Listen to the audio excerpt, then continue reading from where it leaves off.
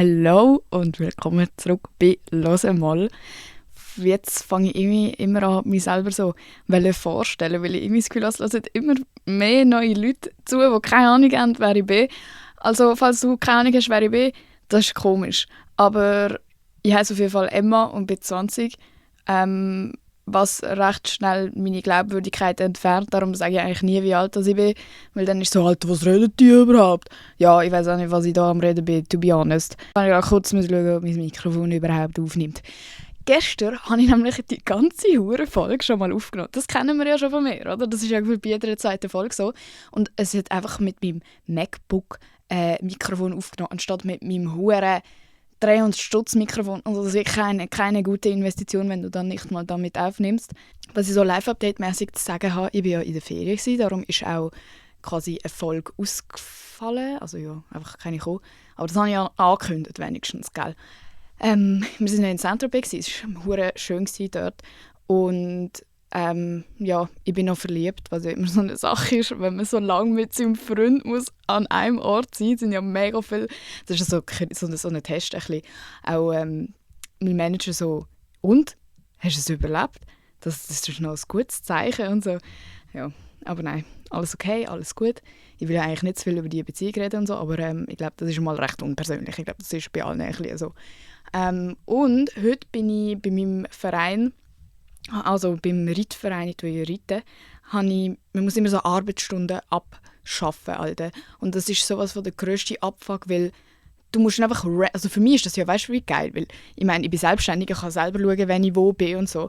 Aber so die Leute, die so einen normalen Bürojob haben, heisst es dann so, ja, du musst jetzt am Donnerstag und am Freitag dort sein und musst 5 Stunden irgendwie weiss doch auch nicht, Trinken verteilen oder so. Und es gibt kein Pardon, weil man muss halt so eine gewisse Anzahl Stunden abschaffen, sonst musst du hure Geld zahlen. Also ja, kannst du einfach Geld zahlen, aber das ist irgendwie auch unnötig. Darum bin ich heute, wir hatten ein Dressurturnier bei unserem Verein und dann habe ich mit dem Richter, bin ich so die gsi, wo haben aufschreiben, was er so für Bemerkungen macht und was er für Noten gibt und so. Und das Erste, was er zu mir gesagt hat, als er mich gesehen hat, war, ja, die habe ich glaube auch schon gesehen. Bist du auch schon mal da gestartet? Weil das ist halt so ein bisschen, ja, der hat einfach das Gefühl gehabt, der kennt mich vom Reiten oder so. Und ich so, nein, so gut reite ich schon nicht. Das war ein recht anspruchsvolles Programm gewesen. Und dann habe ich schon so gedacht, ist jetzt der so der Type of Person, die einen TikTok hat? Ich glaube nicht.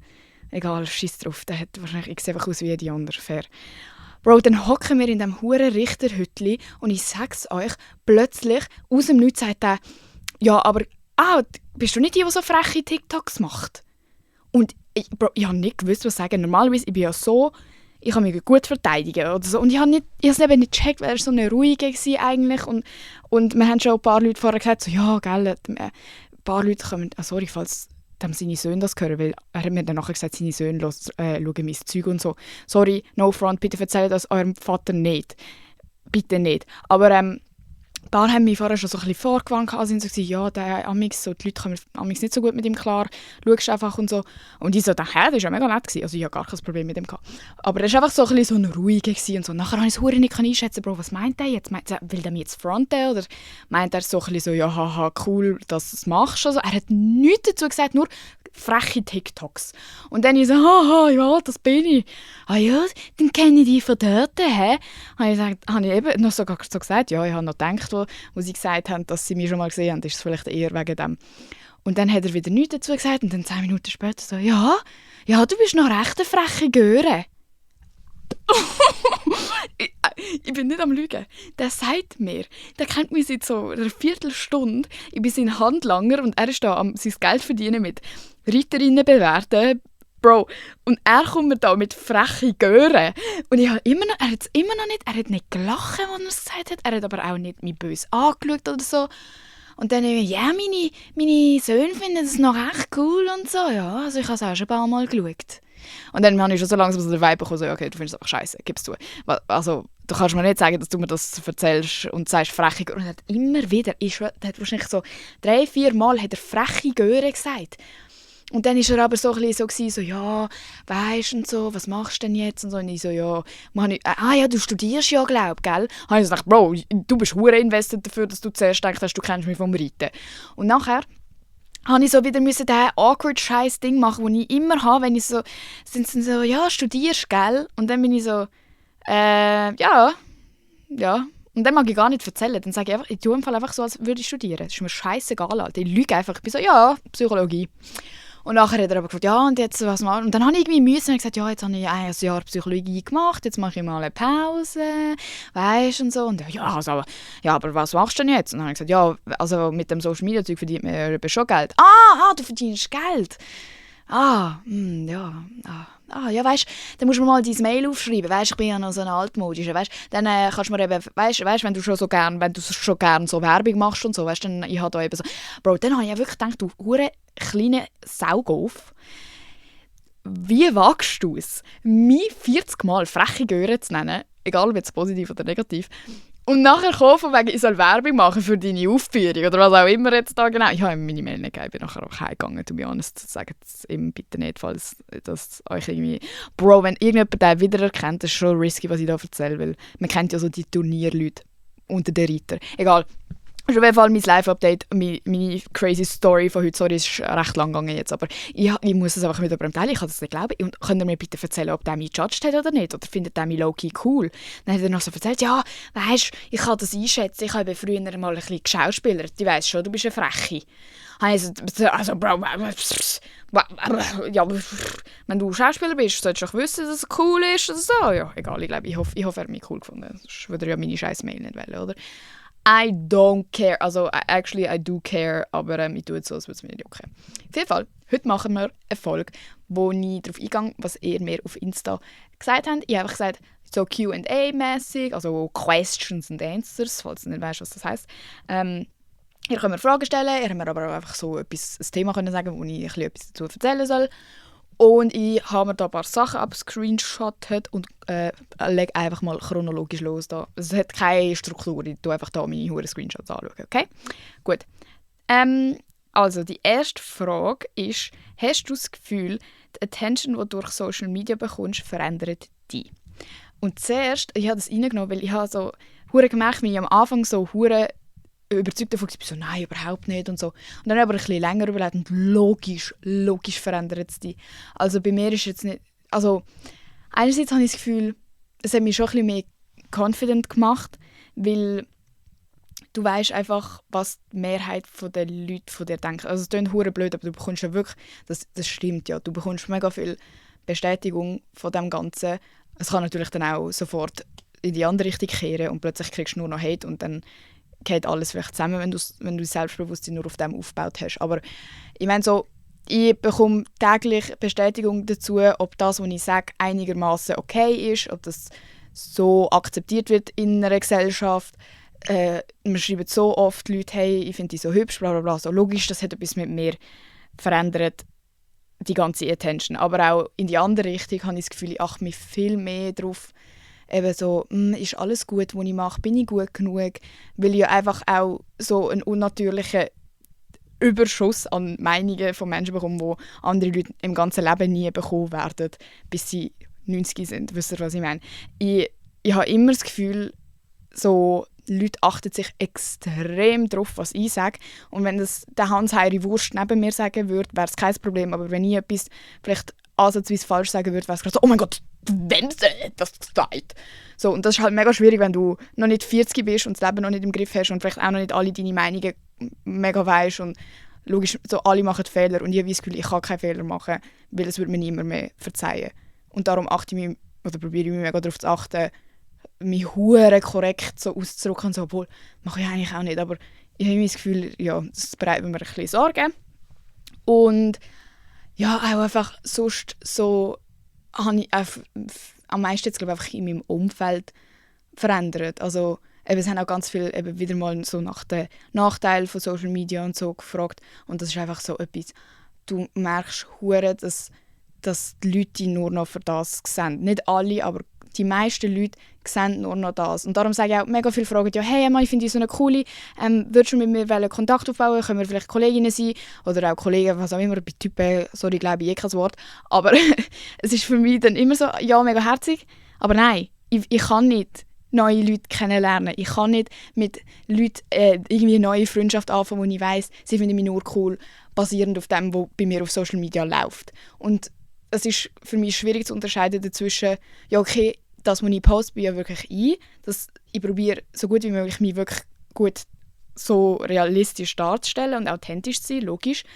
Aber ich weiss auch, dass alles, was dazu kommt, die Events und die Followers und Likes und so, das tut die Leute unterbewusst beeinflussen. Und dann check ich nicht, finden die Leute mich, also wenn die Leute mit mir befreundet sind, weil sie einfach cool finden, was ich mache und so, das ist eine coole, weißt du, wie wenn du eine in der Klasse hast, wo du findest, ja, die sagt coole Sachen, oder ist es nur cool, weil alles drumherum irgendwie fancy und speziell und crazy aussieht.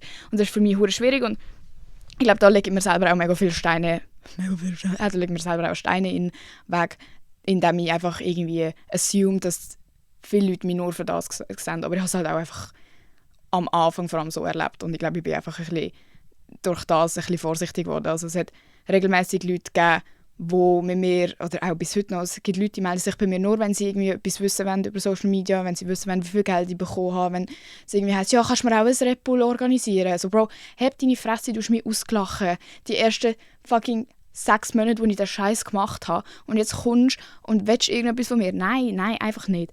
Oder auch Bro, Familienmitglieder, die nur noch über das reden. Es werden mir Geburtstagsgratulationen geschrieben, wo es anfängt mit «Hoi, du Influencerin», «Tschüss, Influencerin». Weißt du, wo ich mir denke, Bro, ich bin doch viel mehr als das. Und wenn das deine engsten Leute anfangen so machen, ist es einfach hure belastend, weil du weißt so, du bist selber die schuld, weißt? Ich habe mir das selber zugefügt, ich habe angefangen zu posten, ich mache das weiterhin. Und ich muss jetzt einfach mit den Konsequenzen leben. Aber es ist nicht meine Schuld, dass Leute zu dumm sind, um mich als normalen Mensch anzusehen.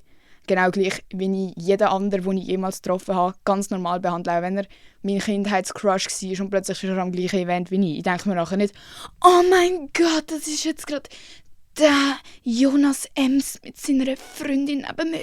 Nein, ich denke mir auch so, cool. Und nachher so, entweder er hat sympathisch gewirkt oder er hat nicht sympathisch gewirkt und das war es.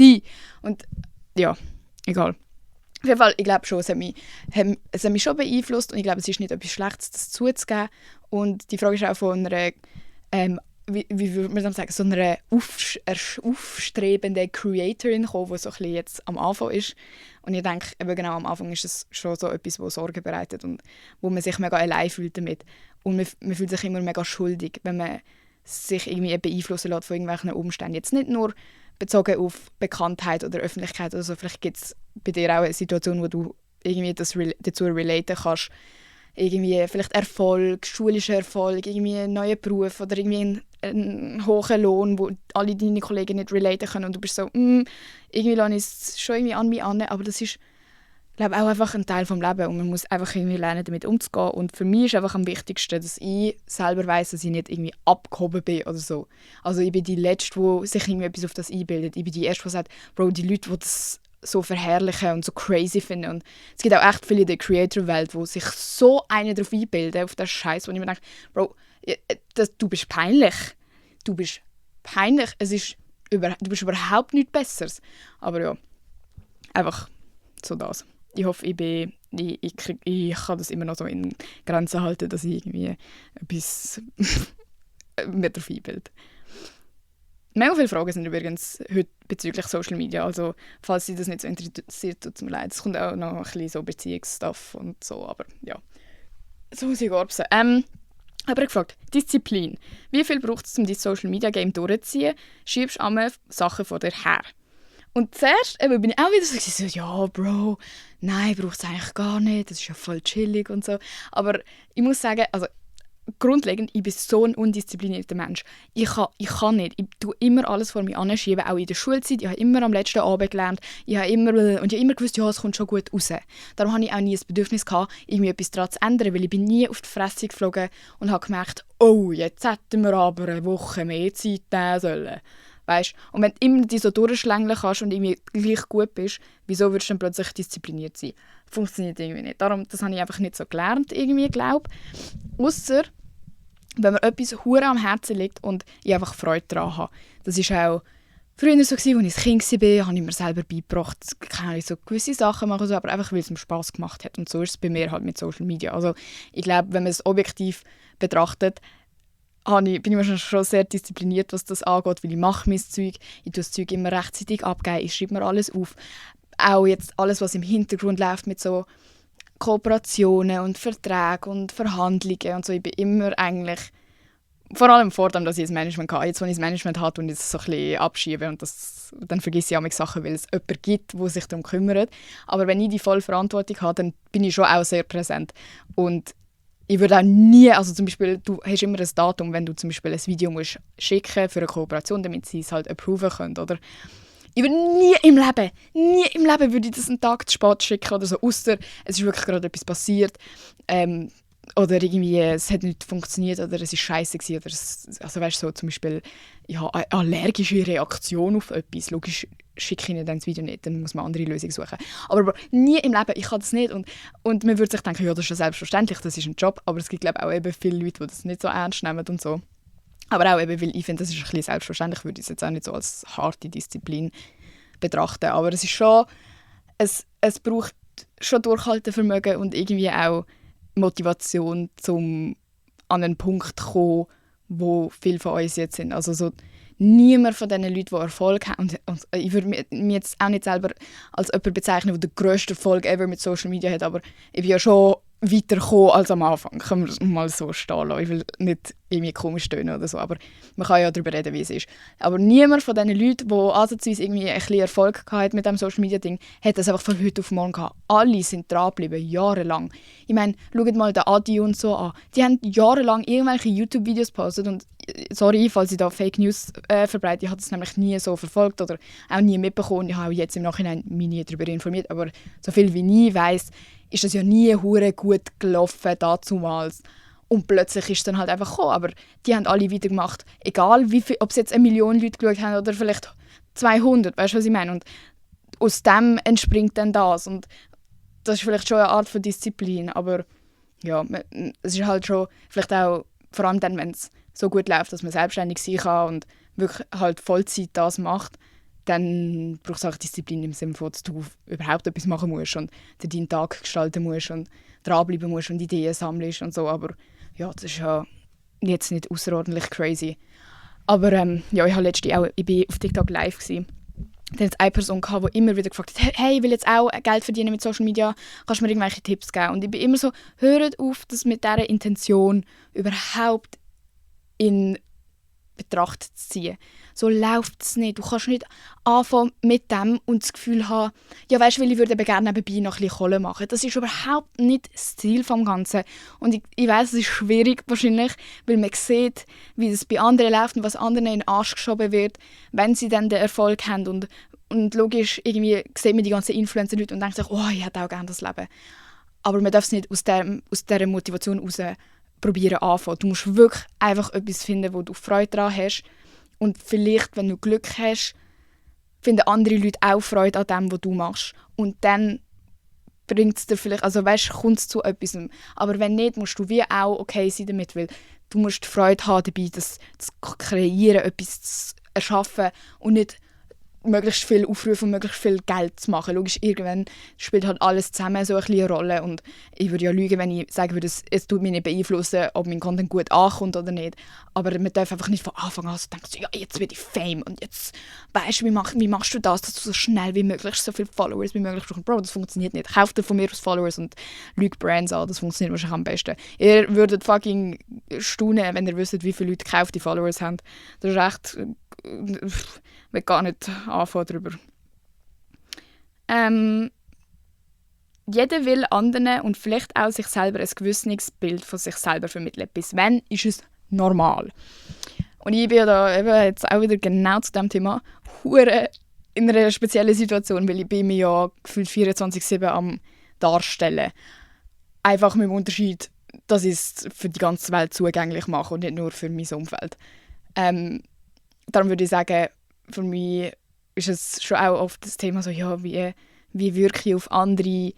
Und man weiß es ja nie. Weißt, du weißt nur, wie du probierst, da zu stehen, aber vielleicht sehen das andere Leute ganz anders. Und das, ich weiß nicht, ob ihr schon mal so eine Situation gehabt habt, wo ihr so gemerkt habt, Alter, die anderen sehen mich ja. Zum Beispiel, ich probiere eigentlich nett zu sein. Und ich denke, mit meinem Humor und so wirke ich amigs sympathisch und die Leute denken, ja, der Mann ist eine Lustige. Und dann erfahre ich aber ab und zu mal, dass die Leute denken, ich bin gemein, weil ich halt Witz mache. Und dann bin ich immer hure traurig, Alter, weil das ist das Letzte, was ich wählen würde. Weißt du, so in Real Life, wenn ich irgendwelche neue Friend-Groups kennenlerne von irgendwelchen Kollegen von mir. Oder so, dann heisst es immer, wenn ich es besser habe mit Leuten, heisst so, ja, am Anfang hatte ich hure Schiss von dir gehabt. Eben genau das, was auch Nati, Hannah und Flippa gesagt haben. So, ja, ich habe irgendwie Angst gehabt, dass er mal böse ist. Und ich dann immer so hure enttäuscht bin, weil ich mir so viel Mühe gebe.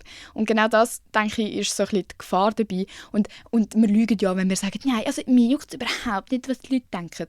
Und ich bin immer die gleiche Person, ich tue mich nie verstellen. Bro, wie bist du beim Vorstellungsgespräch? Wie bist du, wenn du die Eltern von deinen Kollegen zum ersten Mal triffst? Wie bist du, wenn du die Großmutter von deinem Freund kennenlernst? Wie bist du der Verkäuferin in Coop, obwohl du einen scheiß Tag hast? Meistens bist du wahrscheinlich trotzdem nett, hoffe ich. Weil das gehört sich einfach so. Es gibt einfach so gesellschaftliche Anforderungen, die man irgendwie erfüllen muss, wenn man ein halbwegs netter Mensch sein probiert, glaube ich. Und dazu gehört auch einfach, dass man sich auf eine gewisse Art und Weise irgendwie porträtiert, egal ob das jetzt 100%ig wahrheitsgetreu ist oder nicht. Wisst ihr, was ich meine? So, du kannst nicht immer genau das zeigen, was in deinem Inneren vorgeht. Zumal wir ja 90% von der Zeit selber gar nicht 100% wissen, was bei uns läuft, im Kopf oder im Herzen oder im Bauch. Wisst ihr, was ich meine? Und ich glaube, das ist eigentlich auch eine coole Qualität, die gewisse Leute haben. Don't get me wrong, wenn die Leute so fake sind und so, finde ich gar nicht geil. Aber ich finde es noch cool, wenn man merkt, es gibt Leute, die sind hure facettenreich und die sind hure anpassungsfähig. Zum Beispiel, es gibt Kollegen von mir, no front, und die hören das eh nicht, aber es gibt, oder Bekanntschaften, sagen wir Bekanntschaften von mir, die würde ich nie im Leben zum Beispiel mitnehmen zu meinen Grosseltern. Oder ein realistisches Beispiel für mich, ich darf ja oft Leute mit einladen an die Events, wo ich eingeladen werde, kann ich das +1 mitnehmen und dann überlege ich auch, wer von meinen Friends könnte ich jetzt einladen. Es gibt Leute, die würde ich nie im Leben mitnehmen, weil du weißt genau, sie können sich nicht in diese Situation hineinversetzen und sich anpassen an die Umstände.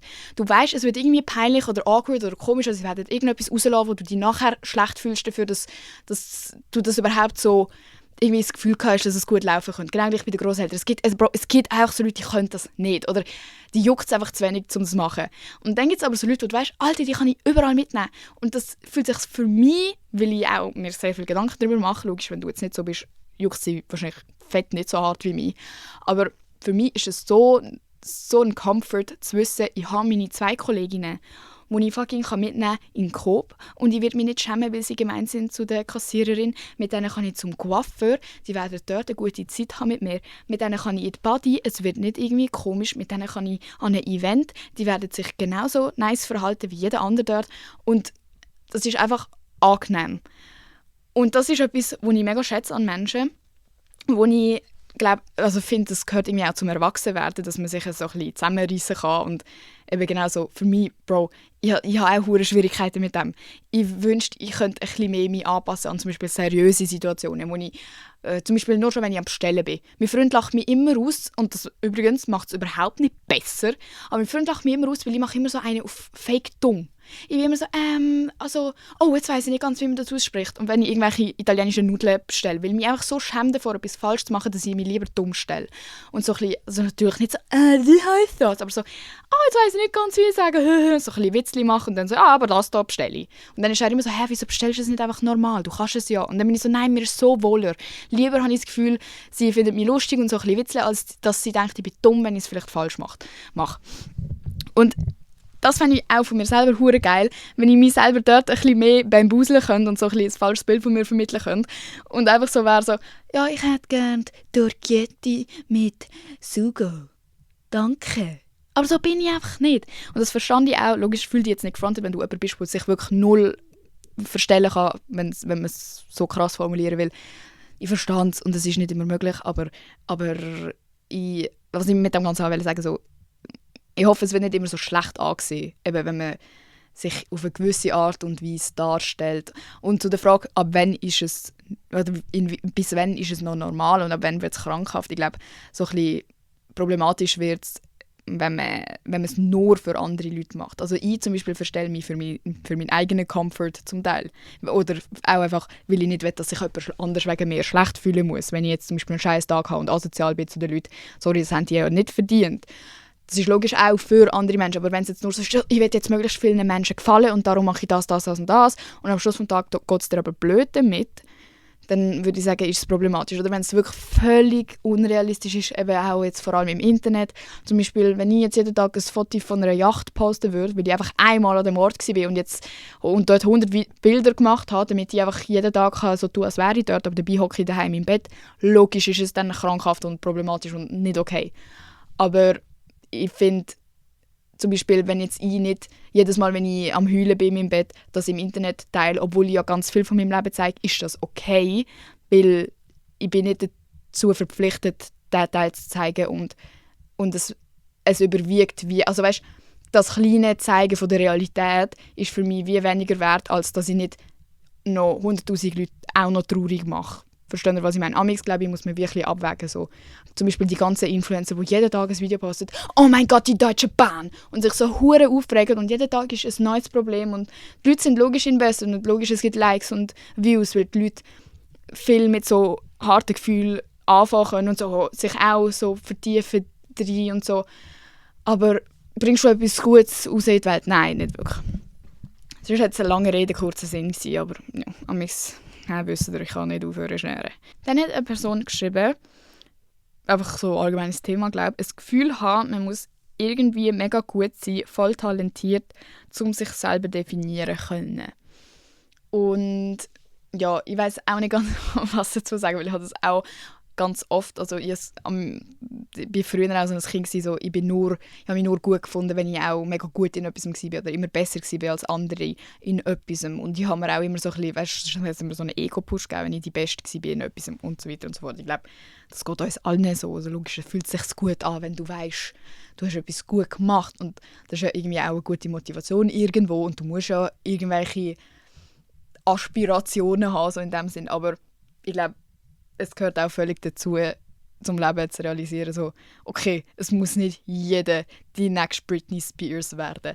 Und auch für sich selber zu erkennen, dass man immer etwas gut kann. Das ist absolut ein Scam, wenn du dir selber einredest, dass du nicht talentiert bist in etwas. Weil trust me, jeder Mensch auf dieser Welt hat irgendetwas, was er gut kann. Logisch, vielleicht jetzt nicht so gut, dass du ins Guinness-Buch-Dings kommst.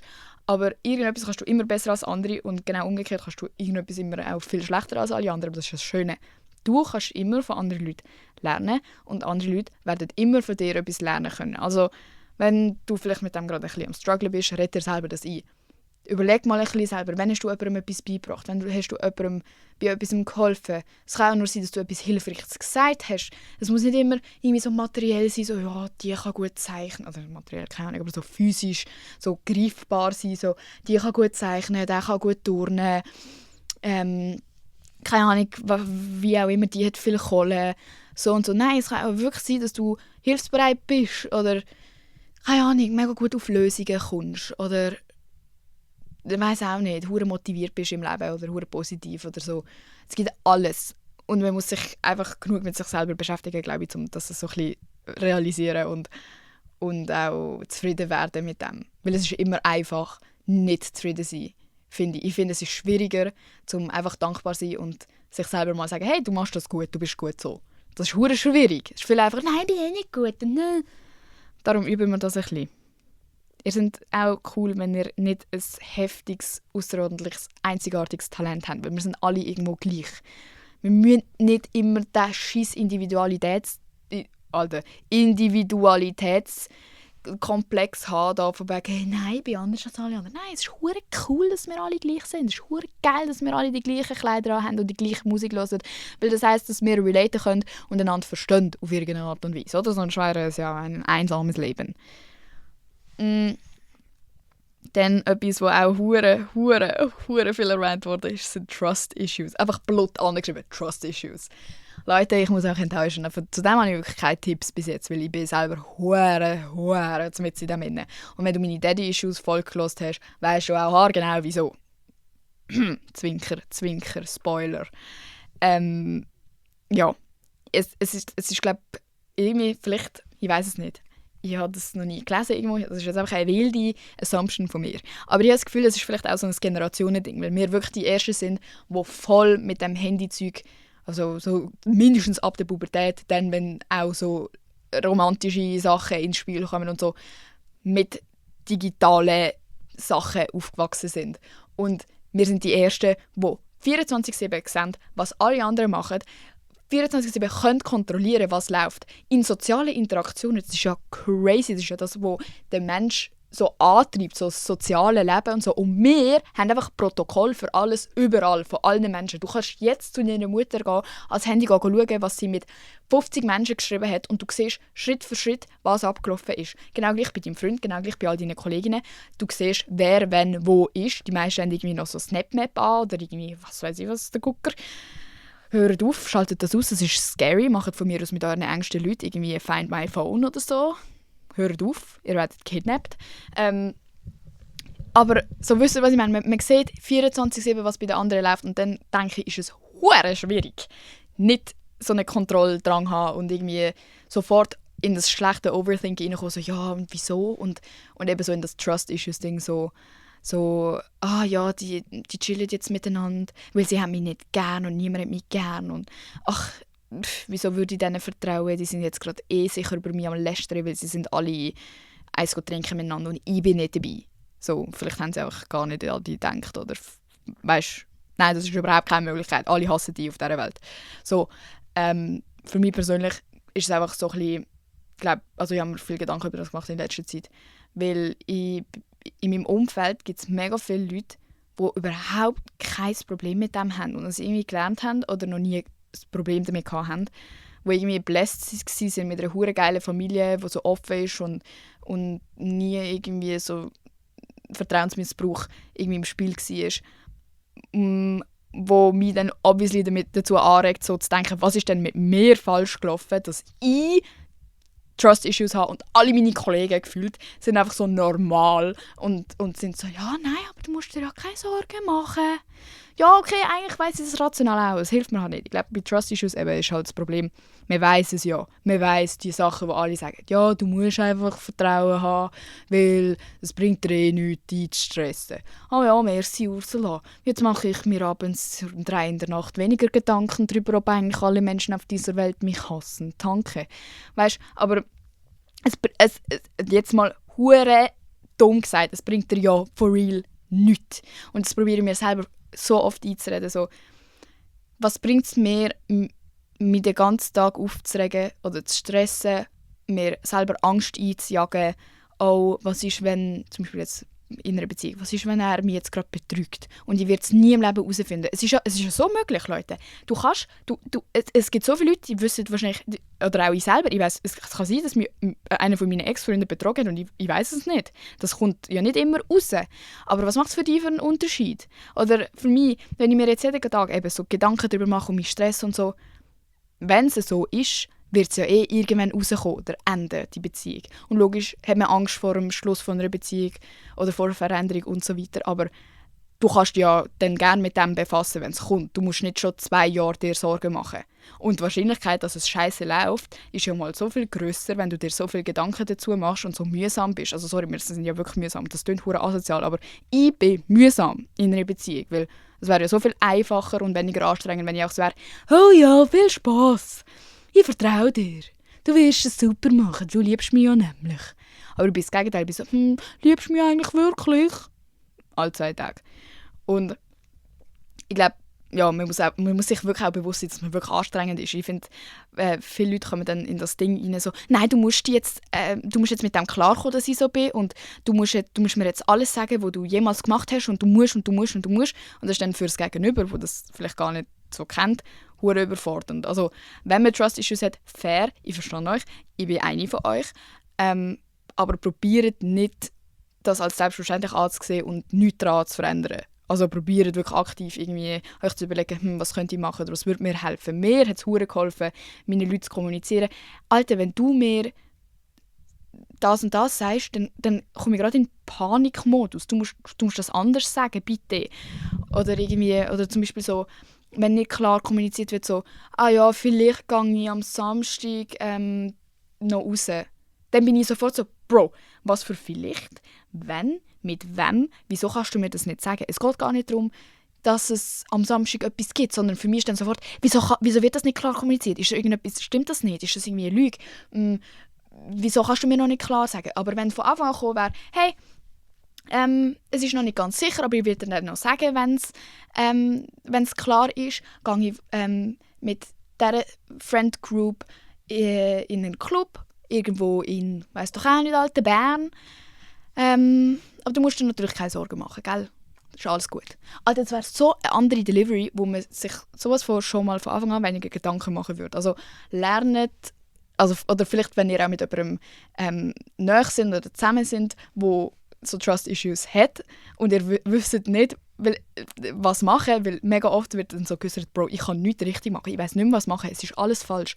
Weil Leute mit Trust-Issues suchen auch immer das Problem. Du kannst for real nichts recht machen, weil wir werden immer einen Weg finden, um uns selber einreden, dass das Gegenüber uns nicht gerne hat. Das ist ja genau der Punkt. Wir haben ja Angst vor Vertrauen. Und was ich eigentlich auch noch wollte sagen zu dem, mir selber ist aufgefallen, ich ziehe die hure Masche halt durch, weil für mich ist es einfacher zu glauben, dass alle mich hassen, als mich zu öffnen und offen sein dieser Möglichkeit gegenüber, dass mich actually Leute cool finden und dass ich ihnen vertraue und dass sie mir vertrauen und dass wir einfach eine coole Beziehung haben, weil es mir dann so viel mehr weh machen würde, wenn es gleich nicht so wäre. Also weißt, wenn ich dann trotzdem verletzt werde, ist es so viel schlimmer, wenn ich gar nicht davon ausgegangen wäre, als wenn ich es schon die ganze Zeit mir eingeredet habe, ja weisst, der macht das dann, der geht fremd und der macht das.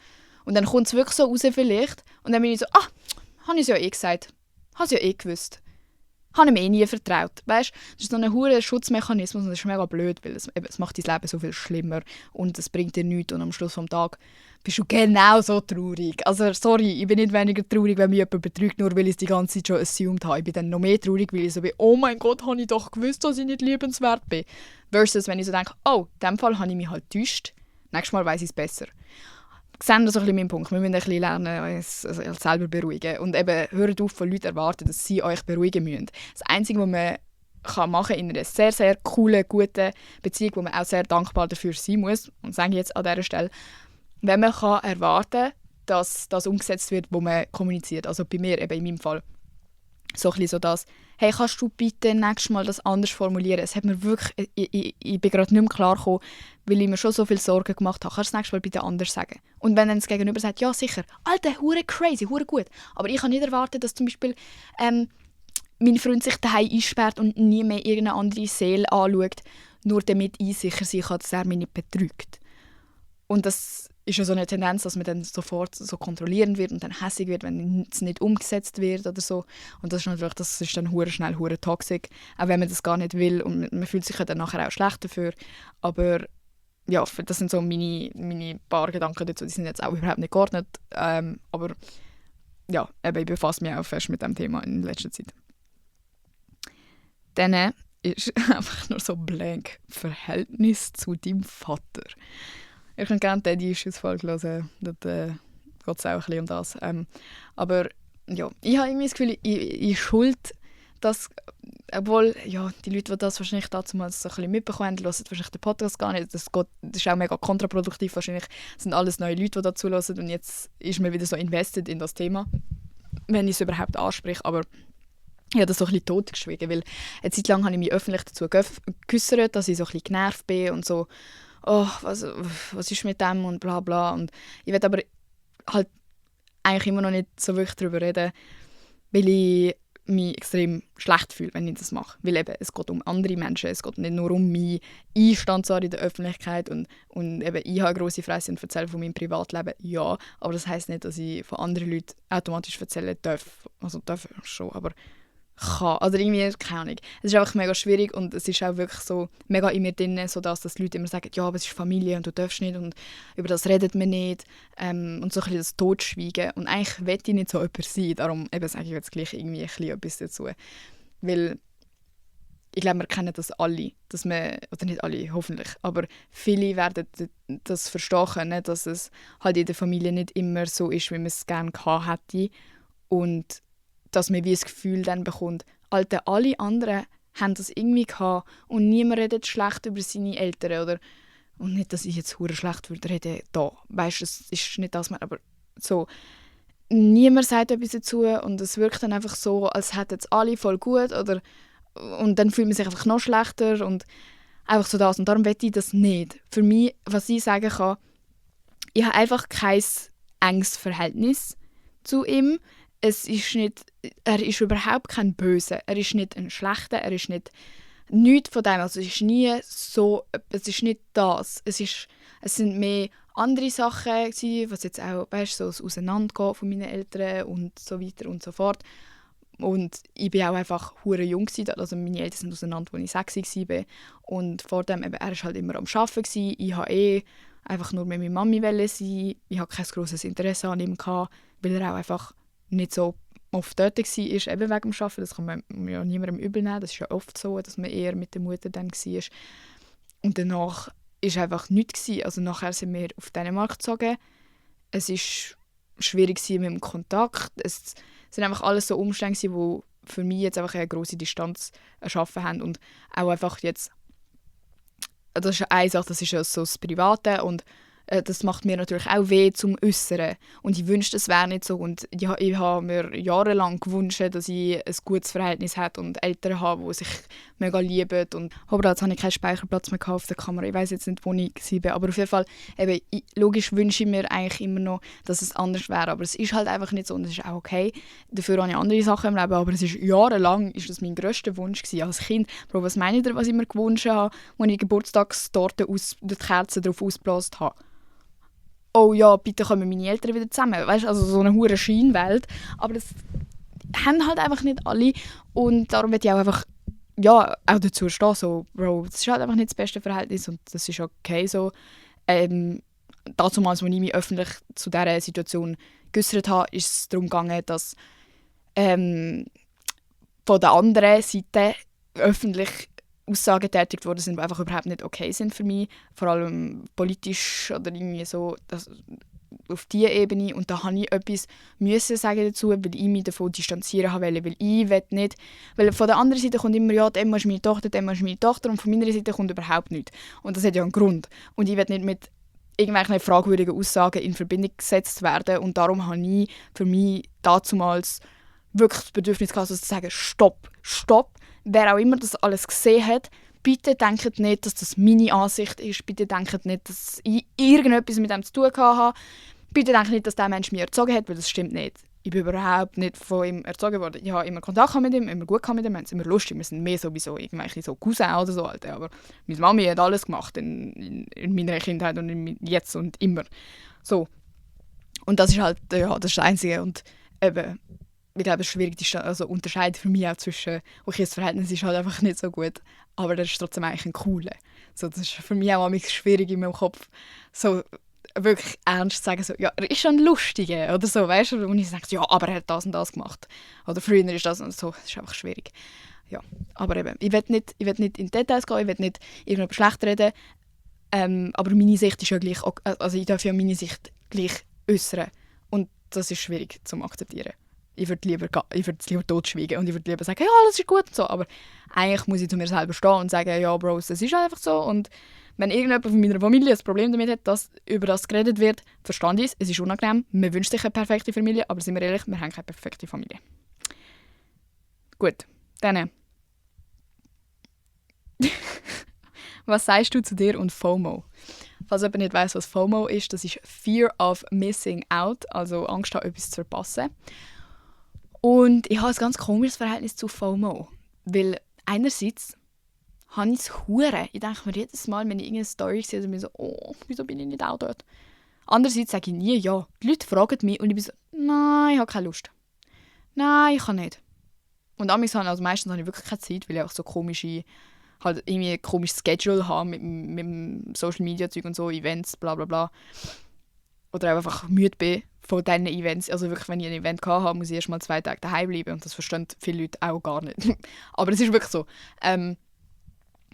Und dann bin ich aber gleich so, oh nein, wenn ich jetzt doch dabei wäre. Meine Kollegen jede Woche, kommst du in den Ausgang? Und die immer, Bro, wie sehe ich aus? Und dann denke ich mir so, oh, wieso bin ich nicht so?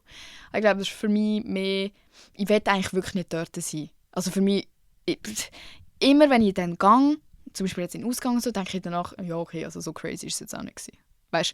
Und dann muss ich einfach irgendwie damit klarkommen, dass ich nicht so jemand bin. Ich wäre gerne so eine Partymaus und so eine Wuh und Wuh, aber die Wahrheit ist, dass ich mich schäme zu tanzen. Irgendwie die Leute dort grusig finden, der Boden klebt. Ich habe Angst, dass mir irgendjemand etwas in meinen scheiß Drink reinmacht. Ich hasse es in der Nacht rumlaufen. Es ist kalt, du weißt nicht, was anlegen. Ich fühle mich unwohl. Weißt du, so das ist auch okay. Aber für mich ich bin noch in dieser Phase, wo ich irgendwie damit klarkommen muss und irgendwie herausfinden muss, was dann für mich gut ist. Weil ich dann wie ein bisschen FOMO von meiner ganzen hure Jugend, wo ich mir nachher denke, Bro, habe ich meine Jugend verpasst. Weil ich nicht alles das gemacht habe, was alle anderen machen. Aber ich glaube, ich mache jetzt immer mehr einfach so Sachen einzeln mit Kolleginnen ab. Oder eben, es ist auch mega cool für mich mit den ganzen Events, wo ich mir denke, wow, ich erlebe da etwas, wo sonst niemand erlebt. Oder die wenigsten. Und mich dann so wieder so ein bisschen in meinem Kopf, so, das tue ich rechtfertig. Ich so, ja, okay, ja, das habe ich erlebt. Dafür habe ich nicht einen Ausgang oder so. Aber ja, eben so im Inneren weiss ich, dass es mir nichts bringt zu gehen. Aber ich frage mich dann nachher gleich so, ja, aber wäre es vielleicht nicht cooler gewesen, wenn ich so ein Leben gehabt hätte. Aber ja, das alles, was wir heute ansprechen, hat irgendwie wieder mit so Akzeptanz zu tun. Also, Bro, du musst einfach irgendwann damit klarkommen, dass du so jemand bist. Und wenn du jemand bist, der wirklich gerne dabei wäre, aber irgendwie es nie anbekommt, dabei zu sein, zum Beispiel du wirst nicht gefragt oder du traust dir irgendwie nicht sagen, dass du eigentlich gerne gehen würdest, Bro, frag einfach, hey, darf ich auch mitkommen? Wie wollen sie Nein sagen? Sorry, wer sagt Nein? Auch wenn sie nicht dabei haben, die können nicht einfach Nein sagen. Oder such dir irgendwelche gezielten Kollegen, die das machen wollen, wo du auch Bock drauf hast. Das geht ja heutzutage so easy mit Social Media und so und Gruppenchats und was weiß ich was. Mach einfach. Wirklich, wenn du das Gefühl hast, du würdest es bereuen, wirklich das Gefühl hast, du bereust es, dann mach's. Aber wenn du so bist wie nie und eigentlich wirklich keinen Bock drauf hast, dann ist es auch okay. Und dann chillen wir einfach alle zusammen am Freitagabend daheim und nehmen den Podcast auf. Das ist kein Witz. Es ist Freitagabend. Wie viel Altersunterschied findest du okay in einer Beziehung? Ich finde, das kommt hure auf den Lebensabschnitt drauf an. Ich weiss für mich selber, dass ich in meinen frühen Teenagerjahren, also ab 12, immer das Gefühl hatte, die 16-Jährigen, 16-, 17-Jährigen sind hure cool. Leute, das ist grusig. Das ist grusig. Und wenn du ein 16-, 17-jähriger Typ bist und auf 12-jährige geierst, ist seriously etwas mit dir nicht gut. Und es ist grusig. Und du tust ein Machtverhältnis ausnutzen, das einfach nicht okay ist. So, das will ich mal gesagt haben. Wenn du jetzt 20 und 23 bist, dann juckt es keine Sau. Aber in dem Alter, wo der Unterschied einfach so groß ist, wo du noch so viele Entwicklungsschritte musst bewältigen, bevor du überhaupt checkst, was abgeht. Man hat das Gefühl, ich weiss es, das hören mir auch Leute in diesem Alter zu, 12, 11, 10, 13, was auch immer. Ich weiss, man denkt in diesem Alter, man weiss alles und man ist so reif und so gescheit und viel besser als alle anderen, weil ein Typ hat dir mal gesagt, du bist reifer als die anderen. Leute, das sagen sie extra. Ich will euch nicht verletzen, ich will euch nicht angreifen, weil ich bin genauso gewesen. Ich habe gedacht, ich habe das Leben im Griff und ich bin die Gescheiteste und ich kann allen helfen und immer wenn ich etwas sage, glauben es alle und ich bin so cool. Aber ich war eigentlich voll zu dumm gewesen. Muss ich jetzt im Nachhinein sagen. Und ich wünschte, ich hätte die Sachen gewusst, weil meine Mami ist die Einzige, die mir so etwas gesagt hat jemals und haben das Gefühl, ich glaube meiner Mutter, wenn ich 12 bin. Nein, die hat keine Ahnung vom Leben, hallo. So, ich glaube, es hilft damals von jemandem so auf Augenhöhe zu hören, weil eben von einer Mutter tun es immer sofort belehrend und irgendwie, ja, die weiss ja gar nicht, wie es ist mit dem Typ. Und dann erzählt mir einfach nichts mehr daheim, was übrigens auch ein riesen Fehler ist. Erzählt wirklich.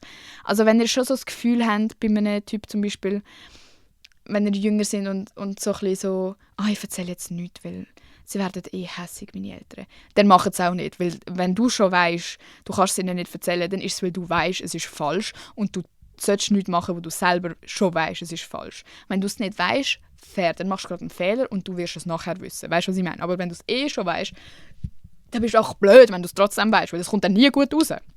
So Sachen kommen nie gut raus.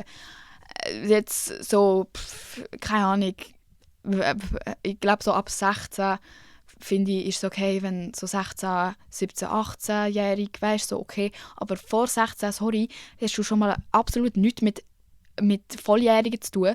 Und unter 16 finde ich auch einfach eigentlich nicht, dass man eine Beziehung haben muss, jetzt, wenn ich ehrlich bin. Habe ich das selber befolgt? Nein. Aber es ist wirklich ein Waste of time. Logisch, du lernst Sachen, aber wirklich das Einzige, was ihr davon bekommt, sind fucking Trust Issues. Außer ihr seid mit dieser Person zusammen bis ihr heiratet und du bist ein Mirakel. Aber meistens passieren in diesem Alter die Sachen, wo du dich ausgenutzt, verarscht, dreckig, scheiße, beschämt fühlst, weil man ganz, ganz schnell Sachen macht, die man eigentlich gar nicht hätte wollen machen oder nicht gewusst hat, dass es überhaupt möglich ist oder nicht parat war oder so. Darum, wenn man sich einfach ein bisschen mehr Zeit lassen würde, hat man, glaube ich, auch im Nachhinein ein viel einfacheres Leben. Das ist alles, was ich dazu sagen will. Ich glaube, ich mache sehr gerne mal eine ganze Folge über das, weil ich bin ein geprägtes Kind. Aber die Folge, dort kriegen die Leute, die mich kennen, das fucking Hörenverbot, weil das ist wirklich etwas, das muss meine Mami nicht hören und auch meine Kollegen nicht. Dann, und genau so eine Kandidatin, ich möchte auch so mit TikTok und Insta anfangen wie du. Wie starten wir am besten und hast Tipps? Eben, ich glaube, ich habe das eigentlich schon low-key beantwortet.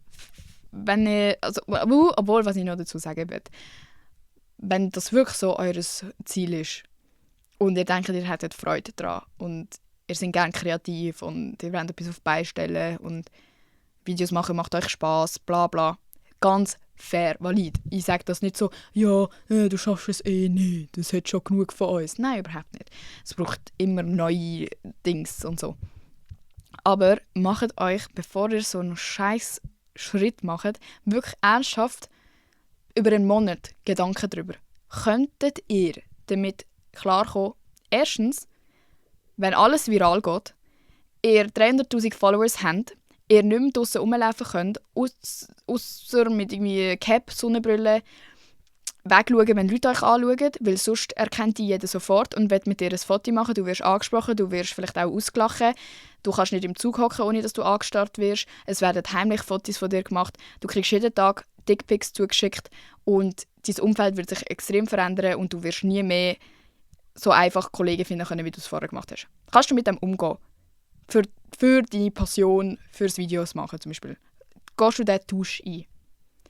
Zweite Option, kannst du damit umgehen, dass du dich der Öffentlichkeit zeigst, dass du es probierst, dass du es wagst, dass du so mutig bist und gar nichts passiert. Kannst du damit umgehen, wenn du monatelang Videos postest und es gibt genau 2 Likes pro Video? Oder Option 3, kannst du damit umgehen, du tust dich entblößen. Es sehen die Leute, aber alles, was du zurückbekommst, ist Hate. Dir werden Morddrohungen gemacht, dir wird gesagt, du sollst dich gescheiter umbringen. Keine Ahnung, unter jedem Video heisst, du bist so eine hässliche, scheiß dumme Sau.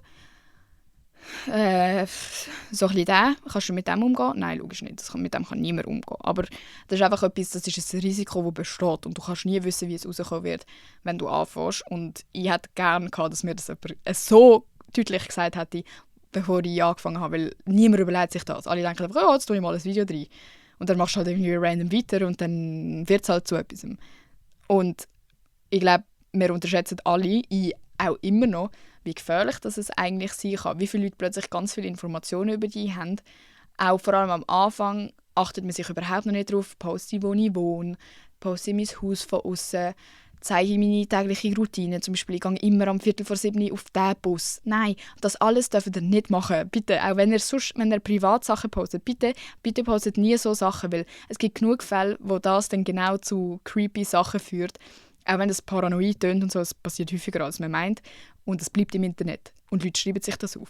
Und Leute gehen auf Reddit und geben die irgendwie Fake-Porno, künstliche Intelligenz, Fotos von dir und dir und dir. Und so, es existiert alles. Dieser Podcast hier ist auf Pornoseiten aufgeladen. Von irgendwelchen Leuten, die sich daran aufgeilen, dass ich hier hocke mit meinem Mikrofon und einfach rede, ohne dass man etwas von mir sieht. Das alles ist eine Realität von, man zeigt sich im Internet. Und wenn ihr minderjährig sind, würde ich es erstmal ganz lassen. Wirklich, wartet bis ihr 18 sind Und dann überlegt es euch nochmal. Und darum sage ich auch so, überlegt es euch über einen Monat, überlegt es euch 2 Wochen lang, von mir aus 3 Wochen lang. Nicht einfach von heute auf morgen oder ja, jetzt habe ich es mir 2 Tage überlegt und jetzt fange ich an und jetzt tue ich meine ganze Lebensgeschichte erzählen. Überleg es dir länger. Weil es kann auch sein, dass du nur so eine Schnapsidee hast und nachher denkst du dir low-key so, ach ja, irgendwie hätte ich gleich keinen Bock gehabt. Und ich sage das auch so, als würdest du sofort 100 Millionen Views bekommen und jeder würde das sehen in der Schweiz.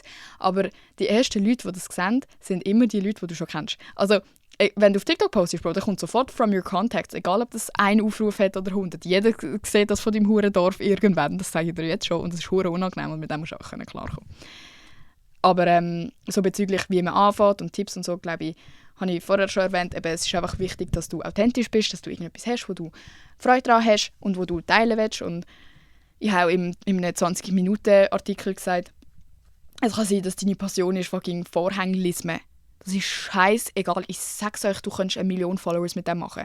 Vielleicht nicht gerade auf Schweizerdeutsch, aber wenn du jetzt Hochdeutsch oder Englisch reden würdest. Es sind Leute an allem interessiert. Du musst es einfach richtig überbringen. Und ich weiss selber nicht ganz, wie das geht, aber ich sehe es halt, Bro, ich bin ja täglich die ganze Zeit auf Social Media unterwegs und schaue mir an, wie es andere Leute so machen und so. Es ist möglich. Du kannst alles. Zum Beispiel der hure Trainspotter, der irgendwie jetzt Gucci-Kooperationen hat und so. Keine Ahnung, über den kennen, der mit der 360-Kamera, wo dann so und so hure Freude so. Alles funktioniert, immer nur Freude daran haben. Und darum sage ich auch wirklich, es ist wichtig, dass ihr es von Herzen gerne macht und nicht irgendwie das Gefühl habt, ihr werdet die nächste Kylie Jenner und das wird hure geil sein, weil glaubt mir, das ist das Letzte, wo euch Freude machen wird, wenn ihr es dann habt. Das Letzte, was ich geil finde, daran Social Media zu machen, ist, dass ich irgendwie viele Followers habe oder viele Views bekomme oder viele Likes oder das mit Leuten erkennen. Das ist ein hure Pain. Es gibt wirklich Leute, die freuen sich, wenn dass sie Fame sind und so, aber das ist, glaube ich, ein bisschen, ich weiß auch nicht, irgendein Komplex oder so. Also nein, sorry, nicht alle, die das cool finden, sind komisch, aber wenn du so übermäßig die daran aufgeilst, dass Leute die auf der Straße kennen, denken wir einfach so, ja okay, aber was hast du erwartet? Dann, wie kommt man mit allem klar? Also schafft alles zu erledigen und hat trotzdem noch ein Leben mit Schule, Hobbys und Kollegen. Das ist auch etwas, das mich hure beschäftigt, als ich noch in meiner Schulzeit war. Weil es ist auch so schwierig und man hat immer das Gefühl, alle anderen haben es im Griff, außer man selber. Und ich muss euch leider beichten, keine Sau hat es im Griff. Die Leute von deiner Klasse, die du siehst, die gefühlt einen 6er-Schnitt haben, wo du das Gefühl hast, Alter, die muss nichts dafür machen, die hat jedes Mal einfach ausnahmslos einen 6er. Wieso kann ich das nicht, wenn ich 4 Stunden anhocke jeden Nachmittag und nur das mache? Newsflash, die Leute, die den 6er-Schnitt haben, die haben kein Hobby. Die haben keine Kollegen. Und es ist nicht gemeint so Streberopfer. Nein, aber die tun das priorisieren. Egal aus welchen Gründen. Vielleicht ist das, weil sie es von daheim aus mühen. Weil sie sonst das Gefühl haben, sie sind scheiße. Weil sie sonst das Gefühl haben, sie enttäuschen jemanden. Weil sie selber einfach ein hohes Ziel sich selber gesetzt haben, irgendetwas Spezifisches erreichen wollen. Aber für das, um das Ziel zu erreichen und immer einen 6er haben, verzichten sie dafür auf den ganzen anderen Plausch. Dann gibt es die Leute, Alter, der kann hure gut Gitarre spielen. Gut, dann übt er wahrscheinlich das jeden Tag hure viel. Dafür lernt er vielleicht ein bisschen weniger und hat dafür vielleicht einen 4,5er Schnitt. Dann gibt es noch die sind die ganze mit den Kollegen draussen. Hast du das Gefühl, die können wirklich hure fett ihr Hobby und die Schule priorisieren. Nein, das sind dann halt so die Coolen, wo du denkst, oh, wieso kann ich das nicht auch? Es gibt immer etwas. Und logisch, es gibt auch Leute, die haben einen 6er-Schnitt und müssen genau gar nicht dafür machen, weil sie einfach ein Superbrain sind. Und dann können die halt noch Kollegen haben und bla bla. Aber es gibt einfach Phasen und es muss ja auch nicht die ganze Schulzeit so sein, sondern es gibt eine Lernphase. Dann kannst du vielleicht 2 Wochen lang einfach nicht abmachen. Oder ich weiss doch auch nicht, aber es gibt einfach so Phasen, wo man muss akzeptieren, du kannst nicht alles gleichzeitig machen. Du kannst nicht deine ganzen Beziehungen pflegen, einen huere guten Schnitt haben und dann noch in die Klavierstunde alle 3 Tage. Weißt, es gibt Wochen, da musst du wirklich sagen, okay, sorry, jetzt läuft es gerade nicht. Und für mich war es so schwierig, weil ich eben auch überhaupt nicht diszipliniert war und nicht so gut irgendwie planen kann. Also ich habe die Sachen gerne geplant, aber ich kann es selber irgendwie nicht. Ich muss immer jemanden fragen, hey, kannst du mir kurz helfen? Wie mache ich das am besten? Wie tue ich meine Zeit einteilen? Damals hat es halt ChatGPT noch nicht gegeben. Also ich würde an deiner Stelle einfach ChatGPT sagen, was du alles zu tun hast, wie viel Zeit du hast und mach mir bitte einen Zeitplan und nachher macht die das so schön für dich. Ich bin auf jeden Fall mal in einer ganz, ganz schlimmen Woche in meiner Gimmi-Zeit zu meiner Mutter gegangen, heulend. Und zwar nicht nur ein bisschen heulend, ganz heulend, weil mein Freund hat mit mir Schluss gemacht. Wir mussten das scheiß Theater von der Klasse machen. Wir haben einfach die ganze Theaterprobe gehabt. Wir hatten 6 Prüfungen in einer Woche gehabt oder so.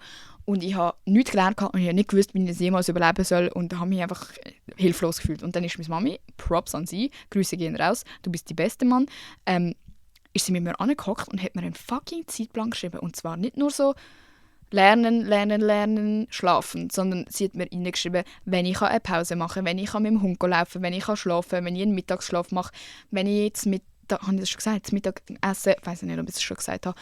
Alles das hat sie in einen Zeitplan gemacht, damit es wirklich auch akkurat ist und einfach das für eine Woche. Dann hat sie es noch mit so verschiedenen Farben angemalt, damit es so ein bisschen, keine Ahnung, ich weiß auch nicht, so eine Struktur hat und so. Und dann bin ich einfach mit diesem huren Plan rumgelaufen, eine Woche lang. Und das hat mir wirklich geholfen, weil plötzlich hat es eine Lösung gegeben und einen Weg gegeben und es war nicht mehr so unüberschaubar gewesen und so gewesen, oh, ich schaffe es ja eh nicht. Weil ich habe es genau vor mir gehabt, doch, du schaffst es, wenn du es einfach so und so machst. Und ich habe die Woche überlebt und es ist zwar gleich scheiße gewesen, also es ist ja nicht plötzlich lustig, nur wenn du einen Zeitplan hast, aber es fühlt sich einfach an, als wäre es irgendwie möglich.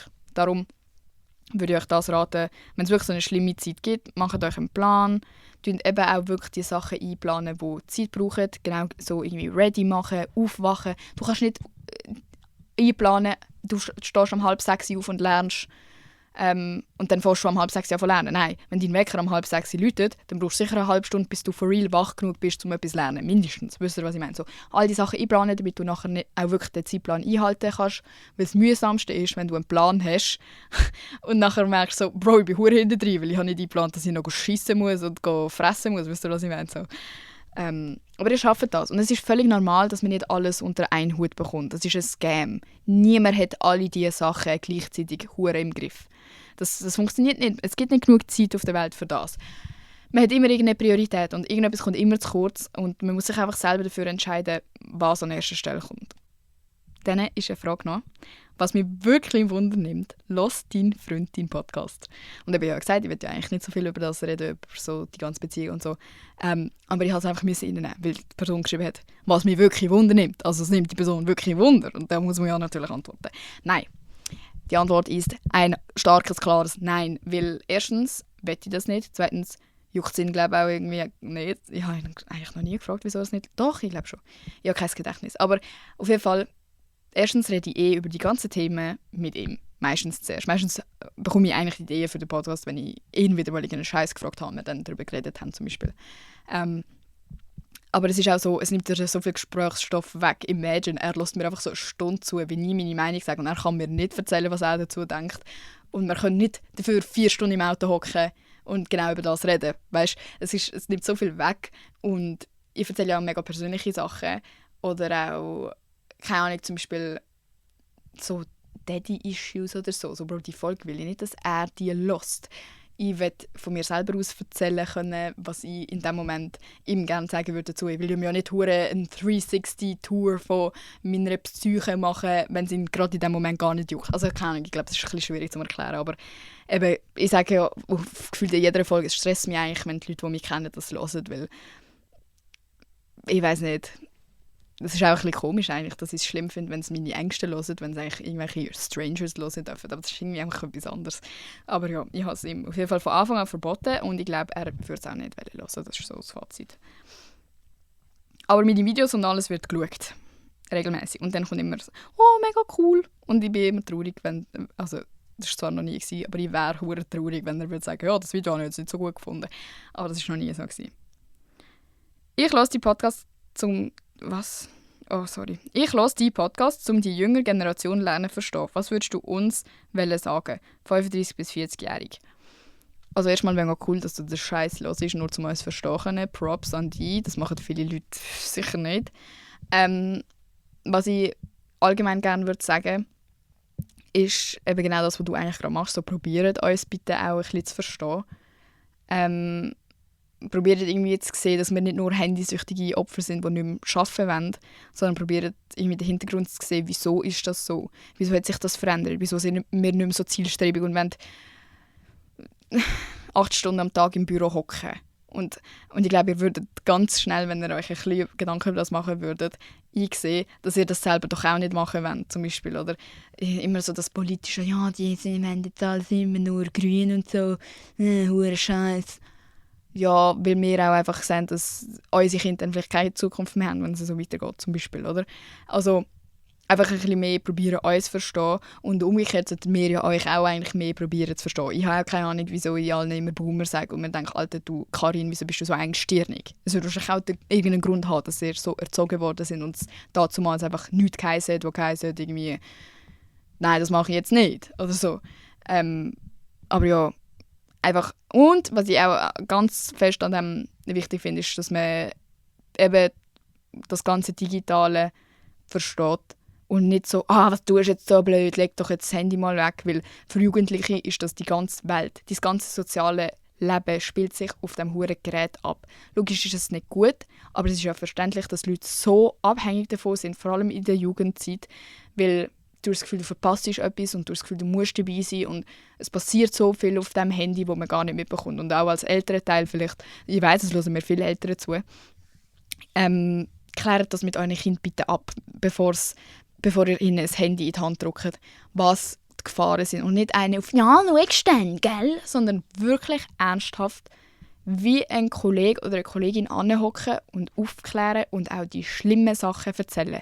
Weil einen auf beschützerisch tun und «Ja, ich erzähle sicher nicht, was da für Penisbilder rumlaufen, das will ich nicht besprechen.»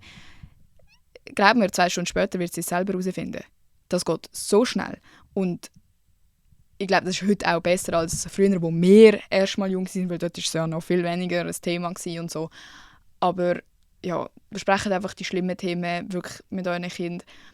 Sagt, was alles passieren kann, was der Outcome sein wird, weil eben, man checkt das einfach noch nicht als Jugendlicher, wenn man das Handy in die Hand bekommt und dann bist du am Scrollen und plötzlich siehst du einfach ein Video davon, anstatt dass du schon davor gewarnt worden bist. Also, glaube nicht, wir sind nicht dumm. Wenn das Kind ein Handy in der Hand hat, glaub mir, es wird innerhalb von 2 Stunden alles herausfinden, was du bis 20 noch nicht gewusst hast. Ja.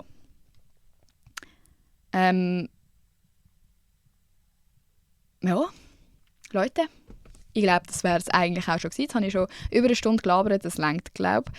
Aber ich finde es sehr spannend, was ihr mir für Fragen gestellt habt. Ich glaube, das können wir regelmäßig machen. Der Gesprächsstoff scheint uns nicht auszugehen. Ich hoffe, es hat euch unterhalten. Ich hoffe, ihr habt euch irgendwelche seriöse Gedanken machen können. Sagt mir gerne, was ihr dazu denkt, auf dem «Hören mal» Post zu dieser Folge auf Insta. Ich poste nämlich jede Woche einen Post zu jeder Folge. Und langsam bin ich mich am Fragen, ob die Posts eigentlich unnötig sind, weil ich habe das Gefühl, sie jucken euch überhaupt nicht. Also bitte, strengt euch ein bisschen an. Spass. Sonst habt ihr mich nicht gern. Hä? Trust issues Queen. Ja, egal. Gute Nacht, schlaf gut. Oder guten Morgen oder wo auch immer ihr gerade sind. Bis nächste Woche. Es hat mich gefreut. Tschüss!